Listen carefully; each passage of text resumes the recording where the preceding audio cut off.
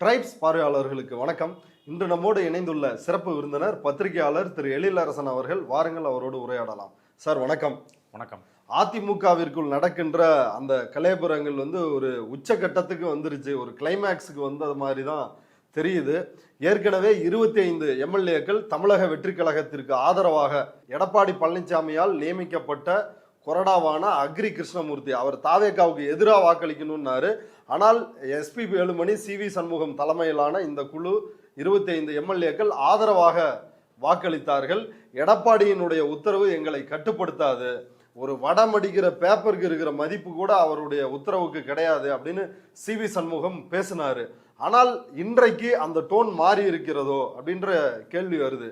நேற்று கவர்னரினுடைய செயலாளரை சந்தித்து அதிமுகவினுடைய எம்எல்ஏக்கள், முன்னாள் அமைச்சர்கள், எடப்பாடி தரப்பினர் போய் இந்த 25 பேர் மீது கொறடா உத்தரவை மீறி செயல்பட்டு இருக்கிறாங்க, அதனால் இவர்கள் மீது கட்சி தாவல் தடை சட்டத்தின் கீழ் அவர்களுடைய பதவிகளை, எம்எல்ஏ பதவிகளை பறிக்கணும் அப்படின்னு ஒரு மனு கொடுத்துருக்குறாங்க.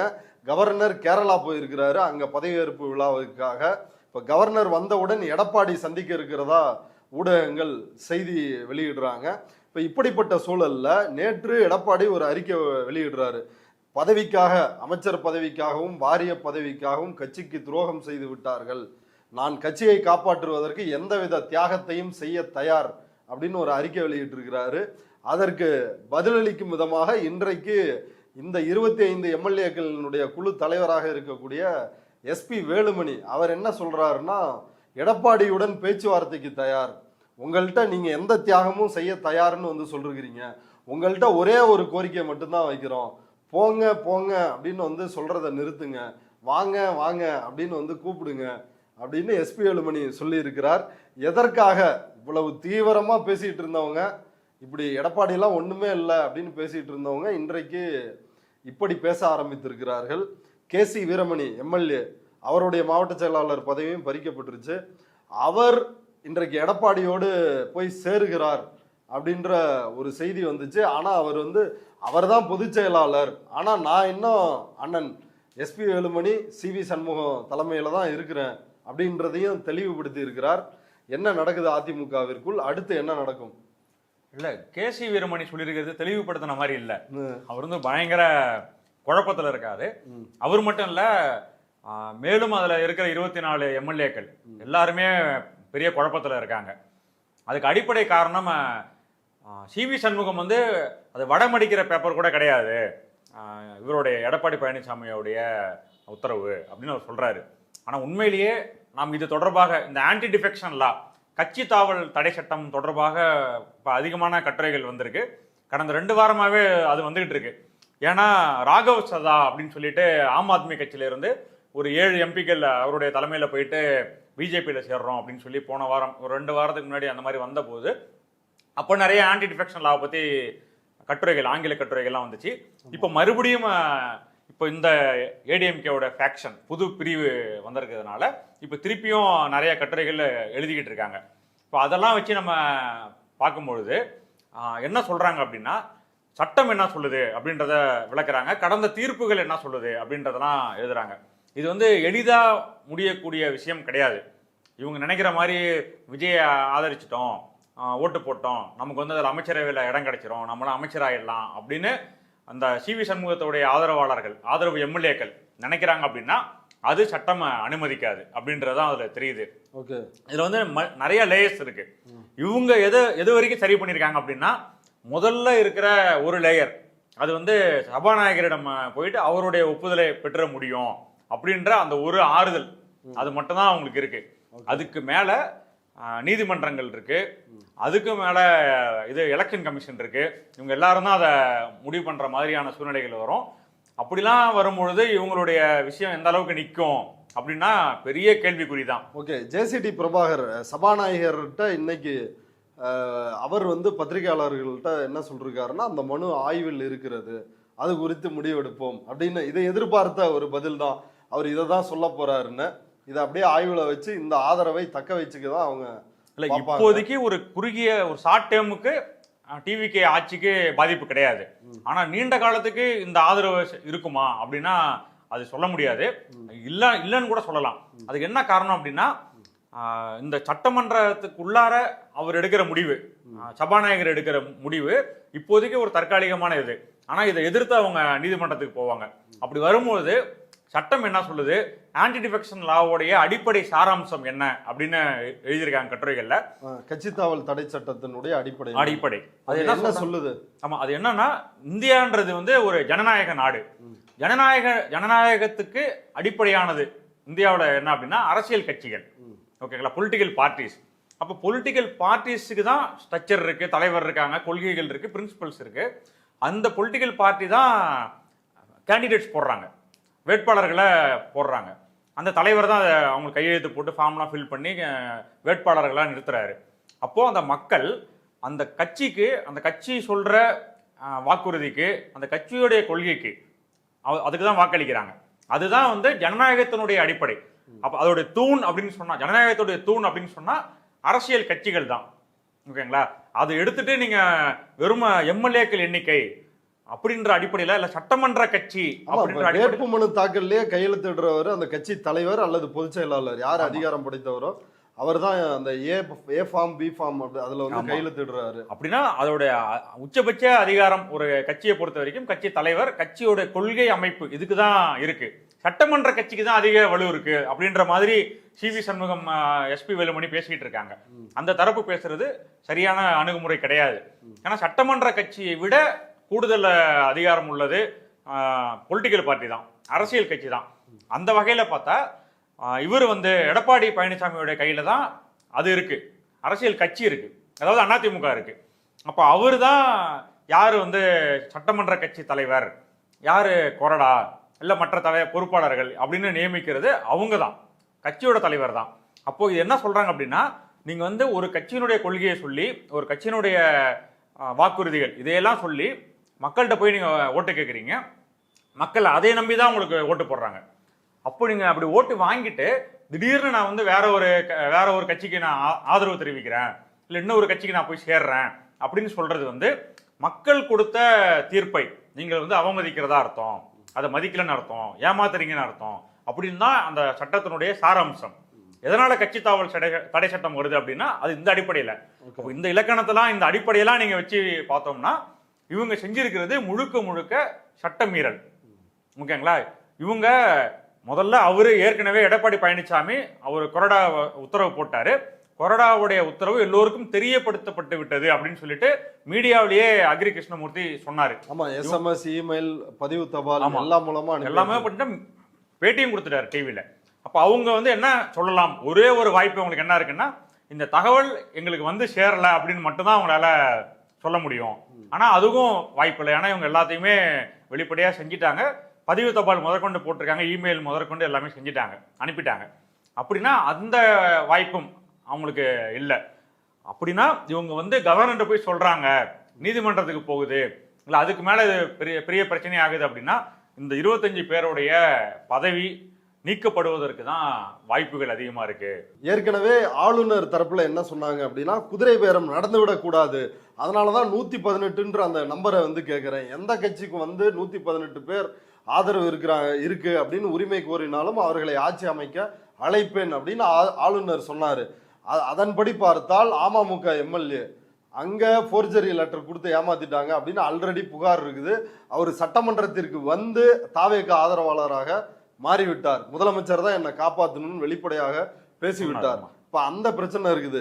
இப்ப இவர்கள் 25 பேர் மீதான மனுவை குடிக்கும் பொழுது இப்ப இதுல குதிரை பேரத்திற்கான முகாந்திரம் இருக்கிறது அப்படின்றத ஆளுநருக்கான அந்த பாயிண்ட் வந்து கிடைக்குது இல்ல. இப்ப ஆளுநரால் இதுல ஏதாவது முடிவெடுக்க முடியுமா? இல்ல, குதிரை பேரம் நடக்குது அப்படின்ற அந்த வார்த்தை நிறைய சட்டமன்றத்திலேயே ஒழிச்சிருச்சு.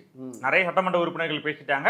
அதுக்கு பதில் கொடுக்கிற மாதிரி விஜயும் பேசிட்டாரு. குதிரை பேரெல்லாம் நடக்கல, குதிரை வேகமா நாங்க ஆட்சி நடத்திட்டு இருக்கோம் அப்படின்னு சொல்லிட்டாரு. அங்க மொத்தம் அந்த புகார் வந்துருச்சு. அந்த புகார் எந்த அளவுக்கு வந்திருக்குன்னா, உள்ளேயே எடப்பாடி பழனிசாமி சொன்னாரு, எங்களுடைய கட்சி எம்எல்ஏக்களுக்கு நீங்கள் மந்திரி பதவி தருவதாகவும் இல்ல மற்ற பதவிகள் தருவதாகவும் செய்தியை நான் கேள்விப்படுறேன், அது சரி கிடையாது அப்படின்னு அவர் சொல்லிட்டாரு. அப்ப இன்னைக்கு கேசி வீரமணி பிளவுபட்ட ஒரு குழுவை போய் சந்திக்கிறது சரியில்லை அப்படின்னாரு. அதே போல பிரேமலதாவும் முகத்தை மூடிட்டு உங்களை வந்து பார்த்தது யார்? ஆமா, அப்ப கேசி வீரமணி கூட இன்னைக்கு வெறும் எம்எல்ஏ பதவியை வச்சுக்கிட்டு மக்களுக்கு நல்லது செய்ய முடியாது, அதனாலதான் நாங்க மக்களுக்கு நல்லது செய்யணும்னு தான் அந்த முடிவு எடுத்திருக்கோம் அப்படின்லாம் அவர் பேசுறாரு. இப்ப இப்படி எல்லாம் பேசுறதை வைத்து பார்க்கும்போது இந்த கட்சி தாவல் தடை சட்டம் இருக்கு இல்லைங்களா, உங்களுடைய எம்எல்ஏக்களுடைய செயல்பாடு இருக்குல்ல, அதுவே போதுமானது அது புகார் கொடுக்கறதுக்கு. ஓகே, அப்ப நீங்க வந்து பெரிய அளவுக்கு அவங்களே கொடுத்துட்டாங்க முகாந்திரத்தை, எல்லா முகாந்திரத்தையும் அவங்க கொடுத்துட்டாங்க. அவங்களுடைய பேச்சு, ஸ்டேட்மெண்ட், விஜய் போய் அவங்கள சந்திச்சார்ல, அது மிகப்பெரிய முகாந்திரம். அதை விட ஒரு பெரிய, ஏன்னா எல்லா கட்சி தலைவர்களையும் சந்திச்சீங்கன்னா எடப்பாடி பழனிசாமியை தான் சந்திச்சிருக்கணும்.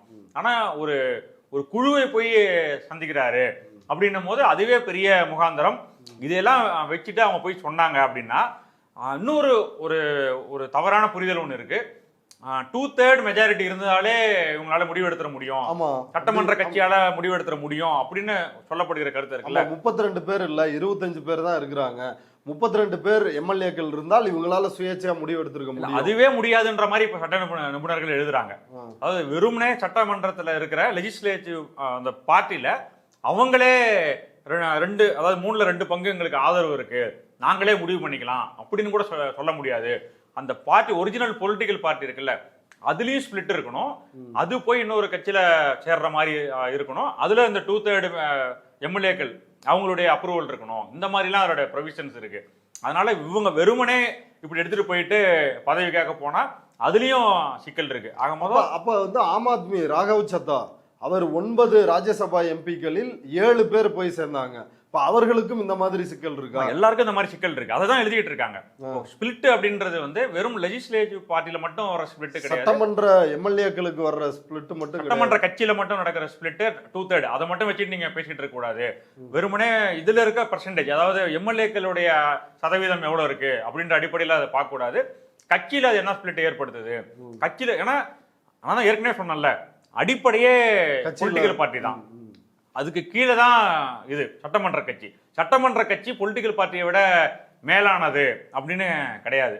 அதுதான் அதுல நம்ம புரிஞ்சிக்க வேண்டியது. இந்த அடிப்படையில பார்த்தோம்னா இவங்க கையில இவர் தான் எடப்பாடி பழனிசாமி என்ன பண்ணிட்டாரு, 26 மாவட்ட செயலாளர்களை இது பண்ணிட்டாரு, பொறுப்பு நீக்கிட்டாரு, புதிய பொறுப்பாளர்கள் போட்டாரு. கட்சியை பொறுத்தவரை அது எடப்பாடி பழனிசாமி கையில தான் இருக்கு. அப்படி பார்க்கும்போது இவங்களுடைய கை வந்து ரொம்ப, இவங்க சைடு ரொம்ப வீக் ஆகிட்டே தான் போயிட்டு இருக்கு. அதனாலதான் இப்போ இதுல வந்து மாவட்ட செயல இப்ப அவங்க வெறும் உறுப்பினர்களா மட்டும்தான் இருப்பாங்கன்னு நினைக்கிறேன். ஆனா அமைப்பு செயலாளர்கள், மாவட்ட செயலாளர்கள் எல்லா பொறுப்பையும் நீக்கி விட்டதுனால இப்ப அவங்க பொதுக்குழுவிலையும் பங்கேற்க முடியாது. பொதுக்குழு கூட்டுற அதிகாரமே அவங்களுக்கு இந்த குழுக்கு இல்லையே. இல்ல, அப்ப எப்படி பொதுக்குழுவை கூட்ட முடியும்? அது அவர் நினைச்சாதான் கூட்ட முடியும், எடப்பாடி பழனிசாமி நினைச்சாதான் கூட்ட முடியும். இதுல பங்கேற்கவும் முடியாது இந்த 25 பேரும். ஆமா, இப்படி பல விதமான சட்ட நுணுக்கங்கள் அதெல்லாமே வந்து அவங்க பக்கத்துல தான் சாதகமா இருக்க மாதிரி இருக்கு. எடப்பாடி பழனிசாமி பக்கத்துல ஒரே ஒரு வீக்கா இருக்கிறது வந்து அது லீகலா கிடையாது, பொலிட்டிக்கலா இருக்கு. அவருடைய சைடு வீக்கா இருக்குது என்னன்னா, இந்த 25 பேர் எம்எல்ஏக்கள் வந்ததே அவரு இன்னும் ஒரு இடைத்தேர்தல் வந்துச்சுன்னா ஒரு மினி தேர்தல் மாதிரியே, மினி சட்டமன்ற தேர்தல் மாதிரியே அது நடக்கும். அதுல எவ்வளவு பேரை இவரால் கொண்டு வர முடியும் திருப்பி அப்படின்றதுதான் பொலிட்டிக்கலா தான் இவர் வீக்கா இருக்காரு. ஓகே, ஆனா சட்ட ரீதியா அவர் பக்கம் தான் ஸ்ட்ராங்கா இருக்கு. ஓகே, அப்ப 25 சீட்டுக்கு எலெக்ஷன் நடக்குதுன்னா இப்ப திருச்சி கிழக்கூட சேர்த்து 26 தொகுதிகளுக்கு நடக்கும். அப்படி நடந்தா டிஎம்கே எந்த அளவுக்கு எம்எல்ஏக்களை பெறுவாங்க, விசில் போட்டியிடும், அவங்க பெறுவாங்க. இப்ப நீக்கப்படுகிற எடப்பாடி வந்து ஸ்கோர் பண்ணணும். ஆமா, நீக்கப்படுகிற இப்ப இந்த எம்எல்ஏக்கள் 25 எம்எல்ஏக்கள் இவங்க எல்லாம் வந்து என்ன சின்னத்துல போட்டியிடுவாங்க, விசில்ல போட்டியிடுவாங்களா? விசில்ல போட்டிட்டாங்கன்னா, ஏற்கனவே விசில்ல அந்த தொகுதியில போட்டிட்டாங்களா அந்த விஜயோட கட்சிக்காரங்க, அவங்களுடைய நிலைமை என்ன, மக்கள் இதை எப்படி எடுத்துப்பாங்க? நீங்க வந்து ஊழல் ஒழிப்பு அதெல்லாம் சொல்லிட்டு தான் நீங்க ஓட்டு கேட்டீங்க, ஒரு மாற்றத்தை தரோம் அப்படின்னு. நீங்க வேலுமணியை கொண்டு போய் நீங்க நிறுத்திட்டு திருப்பி நான் மாற்றத்தை கொடுப்போம் அப்படின்னு சொன்னா அது எப்படி இருக்கும்? டிவி சண்முகத்தை நிறுத்திட்டு எப்படி இருக்கும்? இப்ப நேத்து கூட ஆதவ அர்ஜுன் என்ன பேசினாரு வெள்ளிவாக்கத்துல, அவரும் பேசினாரு. இன்னொரு அமைச்சர் ராஜ்மோகன் அவரும் பேசினாரு, நீங்களாம் மக்களுக்கு வந்து 2 திராவிட கட்சிகளும் நிறைய காசு கொடுத்துச்சு, திமுக 2000 ரூபா 3000 ரூபாலாம் கொடுத்துச்சு, அதிமுகவும் 1000 ரூபாய் 2000 ரூபாலாம் கொடுத்தாங்க அப்படின்லாம் சொல்லி அவங்க பேசுறாங்க. ஆனா எல்லாத்தையும் மீறி எங்களுக்கு ஓட்டு போட்டிருக்காங்க மக்கள்னு. அப்படின்னா நீங்க சொல்ற குற்றச்சாட்டின் படியே 1000 ரூபாவே கொடுத்துருக்கட்டும் அதிமுக, நீங்க சொல்றபடியே அந்த 1000 ரூபாய் கொடுத்து எம்எல்ஏ ஆனவங்க தான் இவங்க ஸ்டேட்மெண்ட் படி நான் சொல்றேன். அப்போ பணத்தை கொட்டினாங்க அப்படின்னு சொல்றாங்கல்ல, அப்ப எல்லாரும் பணத்தை கொட்டியிருக்காங்க, நீங்க பணத்தை மீறி ஜெயிச்சிட்டீங்க அப்படின்னு சொல்றீங்க. அப்படி பணத்தை கொட்டி ஜெயித்த எம்எல்ஏக்களுடைய ஆதரவு உங்களுக்கு வருது அப்படின்னா நீங்க எப்படி தூய சக்தியா இருக்க முடியும்? அப்ப அவங்களே நீங்க திருப்பி வேட்பாளரா நிறுத்துறீங்க. இன்னொன்னு சொல்லிருக்காரு இல்லையா, ஆதவர்ஜுனா வந்து புரட்சி தலைவி அம்மாவோட கட்சி அப்படியே போறதை நம்ம விட்டுறலாமா மக்களே, நம்ம அவங்க சேர்த்துக்கிறது தப்பு இல்லையா அப்படின்னு கேட்டிருக்காராம. அப்படின்னு கேட்கிறாரு. அது வந்து நேர்மையான அளவுல இருந்தா நீங்க சொல்றது ஓகே. இப்ப இவர் சொல்ற குற்றச்சாட்டின் படி நேர்மை தூய்மையான ஆட்சி, இப்ப இவங்க இவ்வளவு செலவு பண்ணிருக்காங்க, இப்ப அம்மாவோட கட்சியை காப்பாத்தணும் அப்படின்னு முடிவு பண்ணிட்டா இந்த 108 பேரும் எடப்பாடியை முதலமைச்சர் ஆக்குறோம் அப்படின்னு வந்து சொல்லி கடிதம் கொடுத்தாங்கன்னா அம்மாவோட கட்சியை காப்பாத்திரலாம். ஆனா இப்போ இவங்க அதான் இப்ப நான் ஏற்கனவே சொன்னது என்னன்னா, ஏற்கனவே இவங்க பணம் கொடுத்து எம்எல்ஏ ஆயிருக்காங்க அப்படின்றத இவருடைய ஸ்டேட்மெண்ட். இப்ப நீங்க திருப்பி அவங்களை கொண்டு போய் நிக்க வைக்கிறீங்க அப்படின்னா அவங்க மீண்டும் செலவு பண்ணி அவங்க ஜெயிச்சுட்டு வரணும். அப்படி ஜெயிச்சுட்டு வரும்போது அவங்க வந்து கரைப்படியாத ஊழல் இல்லாத ஒரு நிர்வாகத்தை அவங்க எப்படி கொடுப்பாங்க? ஏற்கனவே இவங்க மேல எல்லாம் ஊழல் குற்றச்சாட்டு மேல ஏற்கனவே இருக்கு. நான் இனிமேலும் அவங்க வந்தாங்கன்னா சொல்றேன், அப்படி அவங்க செலவு பண்ணிட்டு ஏற்கனவே அவங்க எவ்வளவு கோடி செலவு பண்ணாங்கன்னு அவங்க சீட்டு வாங்குறதுக்கே எவ்வளவு செலவு பண்ணணும் அப்படின்னு அதிமுகவுடைய வேட்பாளர்கள் எல்லாம் சொல்றதை நம்ம கேட்கிறோம். அப்ப தேர்தல் எவ்வளவு செலவு பண்ணிருப்பாங்க? இவ்வளவு மீறி இன்னொரு தேர்தல், இன்னொரு மினி தேர்தலுக்கு இவங்க எல்லாம் போறதுக்கு தயாரா இருப்பாங்களா? அப்படி போனாங்கன்னா இல்ல எவ்வளவு பேரு தப்பிச்சு திருப்பி சட்டமன்றத்துக்கு வர முடியும்? கண்டிப்பா ஏதாவது இவங்களுக்கு ப்ராமிஸ் பண்ணிருப்பாரு இல்ல. எப்படி இருந்தாலும் வந்து அந்த அடிப்படையில தானே 25 பேர் இவ்வளவு துணிந்து எடப்பாடி எதிர்த்து கட்சி. எனக்கு தெரிஞ்ச அவ்வளவு எளிதா இவங்க பதவி இழப்பதற்கு தயாரா இருப்பாங்க இன்னைக்கு இருக்கிற சிச்சுவேஷன்ல அப்படின்னு எனக்கு தோணல. ஏன்னா அது பெரிய நெருக்கடி. அதான் சொல்றேன்னா ஒரு மினி சட்டமன்ற தேர்தலே நடக்கிற மாதிரி வருது, விசில் சின்னத்துல போட்டிடுற மாதிரி வருது. அப்படி இவர்களை கொண்டு வந்து நீங்க அமைச்சராக்கி அப்படி என்ன ஒரு நிர்வாகத்தை நீங்க கொடுக்க போறீங்க? அந்த இடத்துலதான் ஒரு கேள்வி வந்து வைக்கிறாங்க.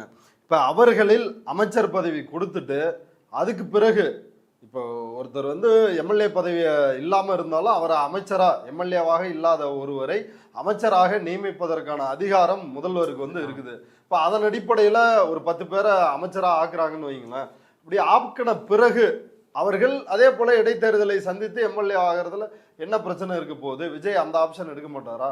அவங்கள ஆக்கலாம், ஆக்கிட்டு அவங்க அமைச்சர் ஆக்கலாம், அதெல்லாம் அமைச்சர் ஆக்கிட்டு தேர்தல் நிறுத்தலாம், என்ன வேணா அவங்க செய்யலாம். இல்ல தேர்தல் நின்று ஜெயிக்க வச்சு அமைச்சராக்கலாம். ஆனா ஆமா, ஆனா நான் கேட்க விரும்புறது தூய சக்தி அப்படின்னு சொல்ற அந்த முகம், மாற்றம் அப்படின்னு சொல்ற அந்த முழக்கம், இதுக்கு என்ன விடை? அதுக்கு இதுதான் பொருத்தமா இருக்குமா? இதெல்லாம் ஆல்ரெடி விஜய் பிஜேபி மாதிரி அவரும் ஒரு வாஷிங் மிஷினா மாறிட்டாரு அப்படின்றதுதான் இது காட்டுது. அப்ப வந்து 2 விஷயம் இதுல இருக்கு. ஒண்ணு வந்து நீங்க சட்ட ரீதியாகவும் தவறா நடந்திருக்கீங்க. அதாவது சட்ட இது ஆன்டி டிஃபெக்ஷன் லா, கட்சி தாவல் தடை சட்டத்தையும் நீங்க மீறி இருக்கீங்க, போய் ஒரு குழுவை சந்திச்சிருக்கீங்க. மாறலாவும் நீங்க என்ன கொள்கையை முன்வைக்கிறீங்களோ, என்ன பேசுறீங்களோ அதுக்கு முரணாவும் நீங்க நடந்திருக்கீங்க. இப்ப எந்த வகையிலும் நீங்க மாற்றம் இல்லை. இன்னும் ஒரு மினி அதிமுகவுடைய ஒரு இன்னொரு வெர்ஷன், அதுதான் வந்து இது டிவிகே அப்படின்னு வரும்போது அது எந்த வகையில மாற்றம் அப்படின்றதான் கேள்வி. ஸோ அதனால வந்து இப்ப இருக்கிற நிலைமையில இந்த 25 எம்எல்ஏக்களும் பயங்கர குழப்பத்தில் இருக்காங்க. அதை வந்து கேசி வீரமணி வெளிப்படையாவே சொல்லியிருக்காரு. மீதி இருக்கிறவங்களும் குழப்பத்தில் இருக்காங்க அப்படின்ற தகவல் தான் வந்துகிட்டு இருக்கு. ஓகே, அப்ப இவங்க வந்து திரும்பவும் எடப்பாடியிடம் போவதற்கான வாய்ப்புகள் இருக்கா? ஏன்னா எடப்பாடி தரப்புல இருந்து அவர் இறங்கி வருவது போல தெரியல. முதல் நாள் வந்து அவர் கை வந்து டவுன் ஆன மாதிரி தெரிஞ்சாலும் அடுத்தடுத்த சுற்றுகள்ல வந்து ஸ்கோர் பண்ணி இன்னைக்கு ஒரு எண்டுக்கு இவங்களை எல்லாரையும் வந்து தள்ளி விட்டாரு. கட்சி பதவியும் பறிச்சுட்டாரு. அதே போல எம்எல்ஏ பதவியையும் நீக்குவதற்கு போய் மனு கொடுத்துட்டாங்க. இப்ப இது அடுத்த கட்டத்துக்கு வந்து மூவ் ஆயிருச்சு. அப்ப இவர்கள் ஏதோ ஒரு முடிவு எடுத்தே ஆக வேண்டும்ல. அந்த முடிவு என்ன? பின்னாடி போறதா? அதனுடைய குரலா தான் வந்து எஸ்பி வேலுமணி பேசுற மாதிரி தெரியுது. வாங்க பேசுவோம், எங்களை கூப்பிடுங்க, நாங்க தயார் பேசுறதுக்கு அப்படின்னு அவர் பேசுறாரு. அப்படி முடிவெடுத்து பின்னாடி போவாங்களா? அல்லது பதவி போனாலும் பரவாயில்ல, நம்ம வந்து இடைத்தேர்தலை சந்திப்போம், சந்தித்து விட்டு அமைச்சராகவும் அல்லது அமைச்சராகி விட்டு இடைத்தேர்தலை சந்திப்போம் அப்படின்னு விஜய் தலைமையை ஏற்பார்களா? என்ன நடக்கும்? இல்ல, எனக்கு அவங்க அந்த மாதிரி ரிஸ்க் எல்லாம் எடுப்பாங்க அப்படின்னு எனக்கு தோணல. நீங்க அமைச்சர் ஆகிட்டு நீங்க வந்து இடைத்தேர்தலில் சந்திக்கிறீங்க அப்படின்னா அது வந்து ஒரு பெரிய அளவுக்கு மக்கள் மத்தியில அதிருப்தியை அதிகமாக ஏற்படுத்தும். பதவிக்காக தான் நீங்க பண்ணுவீங்களா அப்படின்ற மாதிரி அது அதிமுக காரர்கள் மத்தியிலையும் ஒரு பெரிய கோபத்தை ஏற்படுத்தும். அது வந்து பொதுமக்கள், கட்சி சாராத பொதுமக்கள் மத்தியிலும் ஒரு பெரிய அதிருப்தி ஏற்படுத்தும். இன்னும் ஒண்ணு, இது வரைக்கும் விஜயோடைய அமைச்சரவை பதவியேற்று 5 நாள் ஆகுது. அமைச்சர்களுடைய இலாக்கா இது அப்படின்னு சொல்லிட்டு அவங்களால இன்னமும் பிரிச்சு கொடுக்க முடியல. அதுக்கு வந்து எந்த பொறுப்பும் இல்லாம தானே இருக்காரு முதலமைச்சரே, வெறும். ஆமா, அப்ப அதுக்கு என்ன காரணம் அப்படின்னா இவர்களுக்கு அமைச்சர் பதவி கொடுப்பதற்காக தான் காத்துக்கிட்டு இருக்காங்க. காங்கிரஸும் அது மாதிரி காத்துக்கிட்டு இருக்கு அப்படின்ற தகவல் இருக்கு. அப்படி இல்லை அப்படின்னா இவங்க கட்சியிலேயே இவங்க அமைச்சர்களை போட்டிருக்க முடியும். அப்போ இவங்களுக்காக தான் அமைச்சரவை விரிவாக்கமே காத்துக்கிட்டு இருக்கு. இலாக்கா ஒதுக்குறதும் அதுக்காக தான் நிறுத்தி வைக்கப்பட்டிருக்கு. அப்படிங்கும்போது இது எந்த அளவுக்கு போகுது அப்படின்னா தமிழ்நாட்டுடைய நிர்வாகம், துறை ரீதியான செயல்பாடுகள் இது எல்லாமே வந்து முடங்கி போயிருக்கிற மாதிரியான சூழ்நிலை. ஏன்னா ஏற்கனவே எலெக்ஷனுக்காக ரொம்ப நீண்ட நாள் எடுத்துட்டாங்க. அப்போ அதுவே 1 மாதம் ஆயிடுச்சு.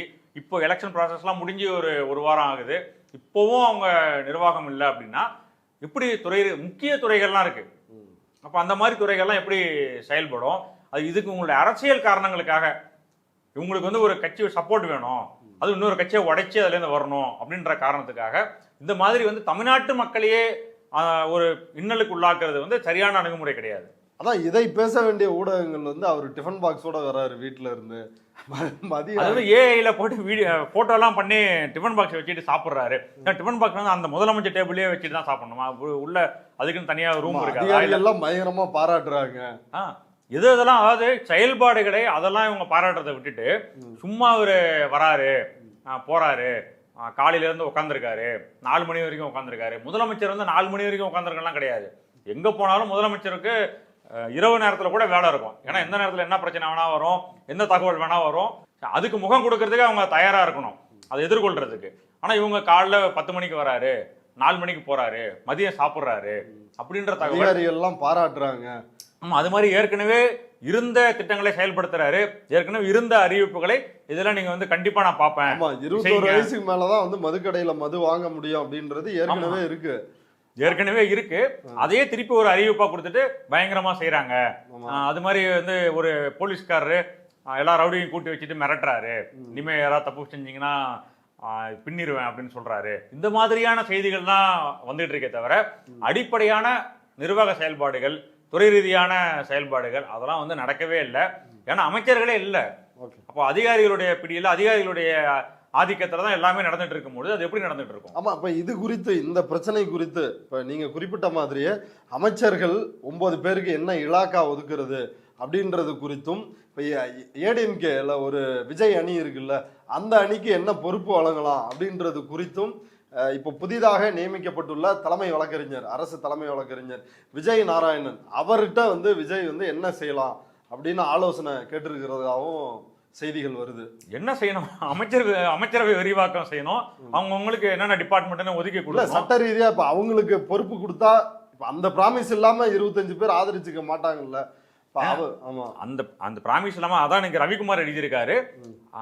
மதசார்பற்ற முற்போக்கு கூட்டணியில் வெற்றி பெற்ற கட்சிகள் அவர்களுடைய ஆதரவு உங்களுக்கு இருக்கு. அதுவே 118 தாண்டி போயிடுச்சு. அப்படி இருக்கும்பொழுது உங்களுக்கு அந்த கட்சியினுடைய ஆதரவே தேவையில்லை. அப்படின்னா இவங்க மேல நம்பிக்கை இல்லாம தான் நீங்க போயிட்டு அங்க கேக்குறீங்க. இவங்களுடைய கண்ட்ரோல்ல நம்ம இருக்கிற மாதிரி இருக்கும், இவங்க நம்மளை கட்டுப்படுத்துவாங்க அப்படின்னு நீங்க நினைக்கிறீங்க. அதனாலதான் இன்னொரு கட்சியில இருக்கிற ஒரு அணியை போயிட்டு நீங்க உடைக்கிறதுக்கான முயற்சியில் ஈடுபட்டிருக்கீங்க, அவங்கள போய் சந்திச்சிருக்கீங்க.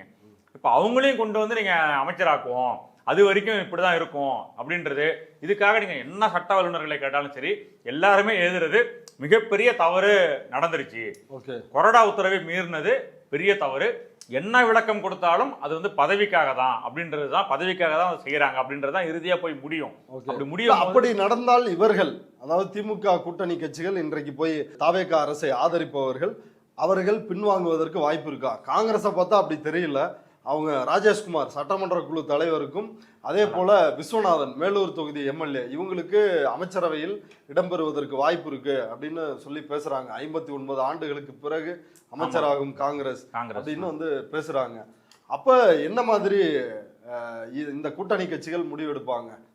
இல்லை, இந்த கூட்டணி கட்சிகளுக்கு வேலுமணி, சி.வி. சண்முகம், விஜயபாஸ்கர் இவங்கெல்லாம் உள்ள வந்தாங்க அப்படின்னா இவர்களுடைய கிரெடிபிலிட்டி, நம்பகத்தன்மை வந்து பொதுமக்கள் மத்தியில பாதிக்கப்படும். ஏற்கனவே இந்த டீம் ஆதரிச்சதே மக்கள்கிட்ட ஒரு கேள்விகள் எழுந்துருச்சு. ஆமா, அதாவது அது இருக்கு. ஆனா அதையும் மீறி ஒரு பெரிய பாதிப்பு இதுல வரும். அது ஒண்ணு. இன்னொன்னு வந்து நீங்க கேட்ட மாதிரி இவங்க அமைச்சர் ஆகிட்டு அதுக்கப்புறம் போயிட்டு இடைத்தேர்தலை சந்திக்கிறாங்க இந்த சி.வி. சண்முகம், எஸ்.பி. வேலுமணி அணி அப்படின்னா, ஒருவேளை அமைச்சர் ஆகிட்டு அவங்க போய் சந்திச்சு தோக்குறாங்கன்னு வச்சுங்க, அந்த அமைச்சராக நியமிக்கப்பட்டவர் தோக்குறாரு, இல்லைன்னா இவங்க சந்திச்சுட்டு அப்புறமா வந்து அமைச்சர் ஆகிறாருன்னா எவ்வளவு நாளைக்கு அது காத்துக்கிட்டு இருக்கிறது? இப்ப அதுக்கும் வாய்ப்பு இல்லை. ஒருவேளை அப்படி ரிசைன் பண்ணிட்டு அமைச்சர் ஆகிட்டு அதுக்கப்புறம் போய் இடைத்தேர்தலை சந்திக்கிறாங்க, தோல்வி அடைகிறாங்க அப்படின்னா அது வந்து இன்னமும் பெரிய அசிங்கம், கவர்மெண்ட்டுக்கே எதிரான வாக்கு மாதிரி ஆயிடும், அது மக்களுடைய தீர்ப்பு மாதிரி ஆயிடும். அதனால வந்து ஒரு பெரிய குழப்பத்தை நோக்கி தமிழ்நாடு வந்து கடந்த 75 ஆண்டுகளாக இல்லாத அளவிற்கான ஒரு பெரிய அரசியல் குழப்பத்தை நோக்கி கொண்டு போயிட்டு இருக்காரு. அவங்க வந்து அவங்களுக்கு தேவையான நம்பர் இருக்கு, அழகா ஆண்டுட்டு இருக்கலாம், யாரும் டிஸ்டர்ப் பண்ண மாட்டாங்கன்னு சொல்லிட்டாங்க. ஆனா அதுக்கு மேல அவர் எதுக்காக இந்த முயற்சி விஜய் எடுக்கிறாரு அப்படின்றது தெரியல. அதான் இவ்வளவு பெரிய அது வந்து ரொம்ப நான் என்ன கருதுறேன் அப்படின்னா, இது இந்த 120 அப்படின்ற இந்த திமுக கூட்டணி கட்சிகள் எப்ப வேணாலும் தங்களுடைய கொள்கை அடிப்படையில அவங்க வாபஸ் வாங்குவதற்கான வாய்ப்புகள் இருக்கு. இப்படி அதிமுக இருந்து ஒரு டீமை கொண்டு வந்து சேர்த்துக்கிட்டா அப்படி வாபஸ் வாங்கினாலும் உங்களுக்கு தானே நிலையான ஒரு ஆதரவு இருக்கும், இன்னும் முன்னேறி ஒரு சர்வாதிகார நடவடிக்கையில் ஈடுபடலாம். வாபஸ் வாங்கினா கூட மக்கள்கிட்ட உங்களுடைய செல்வாக்கு அதிகரிக்க தானே செய்யும். நம்ம ஓட்டு போட்டு தேர்ந்தெடுத்த ஒரு கவர்மெண்ட் இப்படி கவுந்துருச்சு அப்படின்னு சொல்லிட்டு மக்களுடைய ஆதரவு அதிகரிக்கும். ஆனா நீங்க இப்ப பண்றது வந்து மக்கள் மத்தியில ஒரு பெரிய அதிருப்தியை தான் ஏற்படுத்தும். அந்த மாதிரி காரியத்தை தான் செஞ்சிட்டு இருக்காரு, தொடர்ந்து செய்யறாரு. 5 நாளா இடைவிடாம அதான் நடந்துட்டு இருக்கு. இப்ப அதிமுகவினுடைய ராஜ்யசபா எம்பியும் வழக்கறிஞருமான இன்பதுரை அவர் இன்றைக்கு ஒரு கருத்தை வெளியிட்டிருக்கிறார்.